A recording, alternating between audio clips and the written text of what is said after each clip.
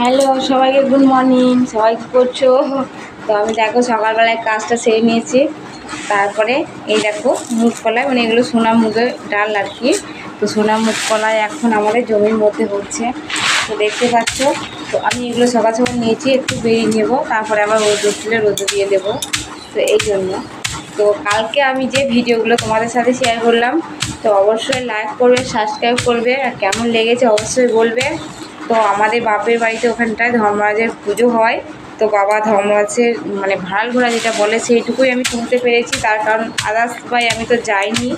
এই জন্য কীভাবে স্নান করায়, কীভাবে কী করে সেগুলো আমি তোমাদের সাথে শেয়ার করতে পারলাম না। তো যেটুকু পেরেছি সেটুকু শেয়ার করেছি। তো সবার যার ভালো লাগবে তো অবশ্যই বলবে। তো এই পুজোটা খুবই জাগ্রত পুজো, তো সবারই ভর হয় যে ভাড়ালটা নিয়ে এরকম করে ঘুরে। তো ওটাতে যখন বাবা ধর্মরাজ ঘটের মধ্যে আসে তখনই ভরটা হয়, এই জন্যে ভাড়াল ঘোড়া বলে। তো বুঝতে পারছো। তো তোমাদের ভিডিও দিয়েছি, শেয়ার করেছি, কেমন লাগলো অবশ্যই সবাই বলবে।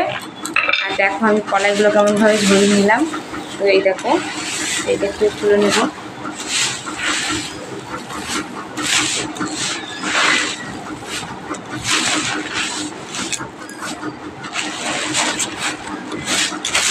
তো এই কলাইয়ের ডালটা খেতে খুব ভালো লাগে, তো বুঝতে পারছো। তো দারুণ টেস্টি আর দারুণ খেতে হয় এই কলাইয়ের ডালটা।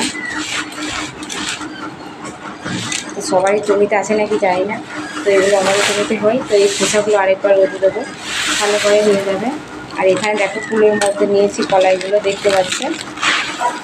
এই দেখো সোনা মুগ ডাল, দেখতে পাচ্ছ।